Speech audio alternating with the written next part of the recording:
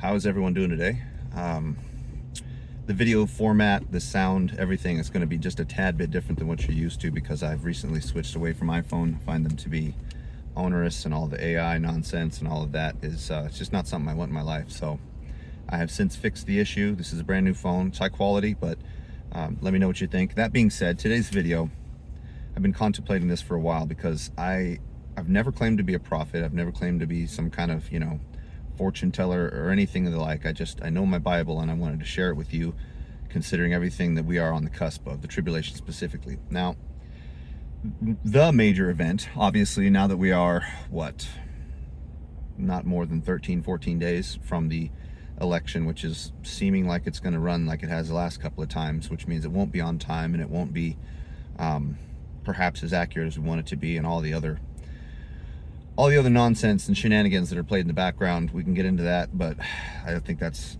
kind of a waste, because I think we all know that all of this, whether you're on either side, this is 100% controlled by Satan. He is the prince of the power of the air for the time being. So I wanted to address what the realities are, the positives and the negatives behind what is seeming to be, at least on the surface result as it stands right now, of a Trump presidency.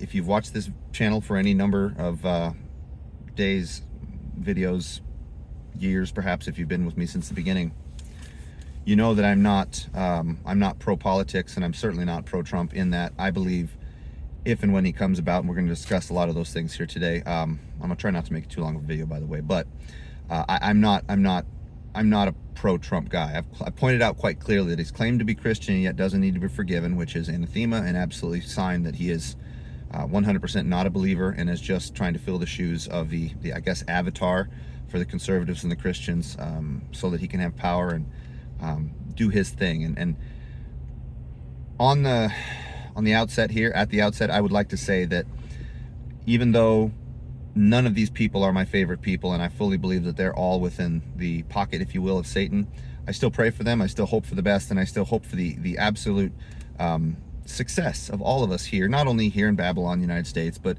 also anywhere else a Christian may be. I'm hoping your government is not suppressing your ability to follow the Lord, and if he is, that's a heck of a test, and you're bearing up underneath it. And I'm certain those who are outside of our country are looking to see exactly what happens, just so that they can, I don't know, perhaps root for a perceived good guy.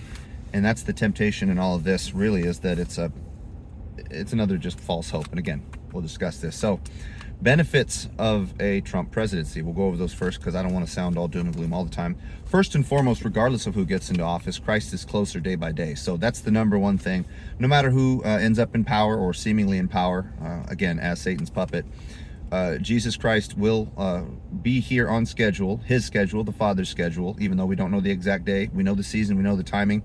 And if you guys have watched this channel again for any period of time, you realize that I have taught and am a proponent of the seven-day millennial schedule, if you will, for God's plan. And we are quickly approaching the end of the first 6,000 years, and thus we're right on the footsteps of the tribulation itself. And spoilers, if you haven't seen the videos, I'll just break it down real quick. Days like 1,000 years, 1,000 years like a day. If we calculate back to the time of Adam, it's almost been exactly 6,000 years. And Christ died 2033. 1033 is one day. 2033 would be the second day, or perhaps the year of his return, minus 7. That leaves us essentially with the fall festival, showing the Messiah returning in the fall, and the beginning of the tribulation would also be the relative time of year when he would return. So fall 2026 as the prospective beginning season, if you will, for the tribulation. There are signs to watch for the signing of the 7-year treaty by the Antichrist. Then, of course, the worldwide earthquakes and whatnot described in Revelation 8. There's a quick wrap up there. We will inherently experience more freedoms. Now, that doesn't necessarily mean that it will be just a complete unleashing of freedom, but we should expect, even though it's temporary, financial benefits, right? Trump, for what little he did actually enact of his original promises, that little bit that he did, at the very least, inspired confidence and made it to where the wheels of the economy turned. And I know personally that I financially benefited. It wasn't insane, but it was nice. It was a nice breath of fresh air, especially after the previous socialistic, in my opinion, dictator, but President President Obama and all of his extremely, let's be clear, communist light policies that have led into the nonsense we're dealing with now. Those things will, by and large, and perhaps not completely, be suppressed, changed, and turned back in our favor, such that, you know, American financial exceptionalism, anyway, whether it's morally proper overall or not, is not the question, but it will come, at least to a certain degree, surging back. Food costs, energy costs, living in general, they all will drop, and it will make for a feeling of being able to do life again. Let's be honest, and I think that's probably the easiest thing to see that will come. Not to mention all the different political policies that are allowing for foreign nationals to come in and take advantage of the fact that, well, because of that previous administration and this current one, they've been given the mindset that they have a right to our financial well-being. And yes, there should be charities and we should be helping these people, but we shouldn't be allowing mass unfettered illegal immigration. And that's not only a political statement, that's actually biblical. And we have every indication, by the way, that we are under judgment because of the mass of foreigners that are being allowed to basically come in and take advantage of us. And this is I think, a proven fact all throughout the Bible. There will be less overall societal oppression of faith, at least on the surface, right? If you're going along with the mainstream, if you're down with what's cool, if you're openly supporting Trump in a church setting, chances are you're going to be everybody's friend. If you continue to be the naysayer or the wet blanket, perhaps like I am, good chance you're going to still get your fair share of testing and oppression, because even when things seem to be good, you know, the whole peace and safety notion Satan likes to throw at us is very much a swan song designed to get us to have faith in the here and now, and not necessarily in Christ and his answers for what ails us, which truly are the only answers. But the reality is we will be allowed a certain amount of freedom for those of us who are actually willing, able, and desiring to go through testing and come into our ministries and whatnot. Even though the mass majority will likely continue on in their lukewarm ways, we, at the very least, will have a chance to continue to advance, put out the word, you know, speak the gospel, help teach and train those who are willing to get ready for what's coming. These are good things, inherently so. There will be a temporary peace, at least as far as the United States involvement is concerned. And this is something that I'm only saying surfacely because, well, as we'll discuss in the negatives, Trump is a super supporter of Israel, and unfortunately, this is one of the negatives. I'm jumping ahead, but one of the clear outcomes of this, I think, is going to be they're going to be emboldened in their illegal actions. So that could very much be the linchpin that eventually, when it is pulled, is what drags everybody in to these wars. And we all know, if you've been watching the channel again and studying your Daniel chapter 11, especially your book of Daniel, you know that there's hopefully you know that there are 2 world wars that occurred during the first half of the tribulation, and if we're only a couple of years away from that, Trump will have something to do with it, even if indirectly, or simply by his allowance of Antichrist to take over and do his thing. So that's a positive mixed in with the negative. Sorry, I had to go into that, but it makes sense. The temporary enactment of justice, right? So there have been a series of things going on in this country that we can clearly see are absolutely abhorrent, morally unacceptable, right? Like, we can talk about abortion, yeah, but aside from that, which I think is one of those touchy issues that I know what the Bible says, I know where I stand, and I know where Christians should stand, but truly trying to regulate abortion to a bunch of unbelievers is it's a sticky situation at best. That being said, we're going to see less of the racist and socialist communistic laws being enacted on a federal level, and it will likely embolden certain states, especially the red ones that are already against these things, to take further steps to shore up their institutions and their laws regarding the way in which perhaps those foreign nationals come in and take advantage. Because even in some of the red states, they do have quite a bit of ability to sneak in and basically start essentially robbing from us. Even if it's being handed over by the federal government, it's still theft, and they're still using the money given to them to take what isn't theirs. Let's be honest. So we'll see a lot of that. We'll see a lot of the Title IX nonsense, a lot of just the outright bigoted laws that they hate white people. And I, by the way, am half Mexican, if you don't know this. So for me, I'm just standing at this, looking at this as objectively as possible. And the reality is many of these laws that have been enacted, again, by the current administration and the previous one, I'm speaking about the Obama era, were very, very racist against white people, and have truly inflamed the interpersonal relationships and interactions between the different races who are inherently American, black, white, brown, Mexican, Asian, whatever. If you're an American, we should be all getting along based upon, the rule of law and a reasonable respect for our freedoms in general and treat each other well. But that's just unfortunately not the case right now. And I personally am old enough to remember back when black, white, brown, all of that all got around together. We got along well. We played, had plenty of friends of all different types of races and backgrounds, and we didn't think anything of it. So it's not that racism is a new thing. It's just it's been really inflamed, especially from the socialistic, communistic left, let's be honest. That being said, the right has really not stepped up and stood for what is correct in that regard. But we should see a lot of that rescinded. Perhaps not all, but enough so that we feel as though we've made major inroads, and it gives us that feeling of success in that regard. Also, things like, child trafficking, drugs and whatnot, the overall mental status of unbelievers and believers alike has led to a massive increase in drug addiction. There has been a massive increase, at least it seems so, in these child trafficking arrests and incidences, and who knows, that's probably always been going on in the background. But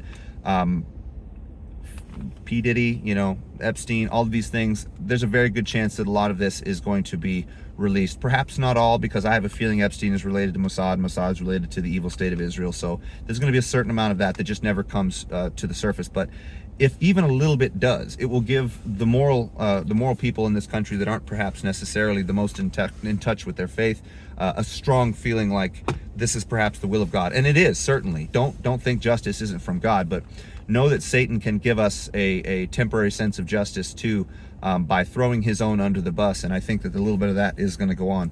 And of course, something I've been alluding to this entire time, a sense of winning, which is in and of itself quite a double-edged sword, because what were the original Israelites who all defected in the desert guilty of? Going back to Israel, or Egypt rather, in their hearts. So they were looking for a worldly answer to all their ails, and everything that they remembered from the land that they came from seemed to be the answer to everything, and God was just a big meanie that wanted to take away their golden calf. So the downside to all of this winning will mean that it will feed into the mass complacency that's already going on in this era of Laodicea, and that's actually one of the negatives which we're gonna get into here now.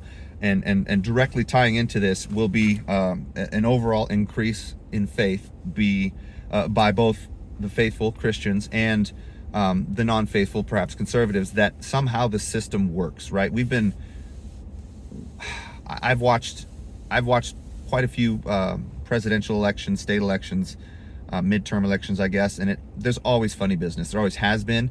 It's just there's been so much more emphasis put on it, and so much more oppression aimed towards the right and towards Christians, politically speaking, that it feels as though it's worse than it's ever been, when really it's likely always been like this. That being said, we unfortunately are going to be subject to the temptation, and I'm talking about Christians specifically, of thinking that somehow the system that is controlled by Satan on both sides, the two-winged bird that happens to be flying out of hell, that we have come to understand is the only real way to deal with things politically on earth, as being somehow effective, when really it's not.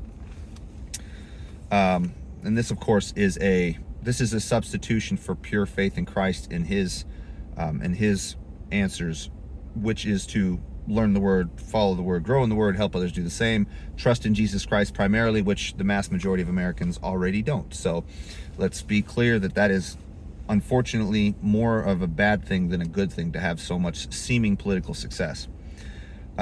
Because of less oppression, false teaching will continue apace, and in fact will increase. The Antichrist is alluded to being unconnected, if you will, to the God of his fathers. And if you've been watching this channel, you know he's a Danite who will feign to be Jewish. So therefore, he will not be directly claiming the God of his fathers, but there's every indication that his pseudo-religious political platform will be somewhat based, if ever so likely loosely, on modern-day Judaism, that it will have some indirect connection or some perhaps segue from Christianity into his Judaism, into his false replacement for both. So we're going to see in the next couple of years, unfortunately, the underpinnings of Antichrist's platform start to bloom. And when he comes on the scene, he's going to be the most active proponent, right along with the false prophet, of course, that will start the wheels of apostasy in the minds of those who don't truly know their word, and that's really sad. Of course, the pre-trib, the once saved, always saved, and of course the Israeli state supremacy that it seems all of the modern church is utterly in support of, regardless of what they do, because they don't understand their Old Testament and their New Testament for that matter, specifically Ephesians, where Jew and Gentile are one, and we are all considered the apple of God's eye because we are all grafted into the vine, who is Christ, and he has always been the root of Israel. So anyhow, gone into that in other videos too. Considering the nearness of the tribulation, regarding the millennial days and so on, the 2026 timeline that I was describing, the temporary prosperity will lead directly to Antichrist. So really, even though all of this seems to be awesome, when we look in Daniel 2 times from 11:24 and on, he's mentioned to coming to power during a time of great prosperity and relative financial complacency, because we get so used to the good times and we want to keep them rolling. And that I'm sure is the largest portion of his platform that takes America and turns it into Mystery Babylon. Obviously, he'll be able to take over Mystery Babylon easily, of course, too, especially considering, in my opinion, and I think this is quite astute, that Trump is more of a John the Baptist, baptizing Christians into politics than anything, and that's, again, the springboard for Antichrist. And if, in fact, he is the guy, and if, in fact, that is the schedule, that means 2 years into his term, he's going to help Antichrist take over this country, and the people are going to love him for it. Mass Christian complacency also leading to Antichrist, of course. Emboldening of Israel's illegal actions all around. This is a big deal because at some point they're going to have to steal the Temple Mount. And Trump being in power will, I'm sure, make it all the more easy in their minds, because they have the powerhouse of the earth supporting this seemingly oppressed nation. And I say seemingly because, I'm sorry, they're bad actors and they're currently apostate and they hate Christians. So it's quite obvious that they will pull more and more shenanigans, and the church will support them, and we will politically too. Yeah, and the truth of the matter is, the more Christians are drawn into this false understanding that somehow this current modern day state is somehow ordained by God, that's just another notch out of their, I guess, belt of faith, if you will, because they will be misapplying what the Bible says. And I mean, that is the hallmark of this particular generation anyhow. I don't want this to go on too long, and I don't want you guys to think that this is exhaustive by any means, but the truth is we need to have every desire to want to learn and grow the word, regardless of whether or not it lines up with what we see. Because what we're about to see, unfortunately, is, again, Trump and his winning on the world scale.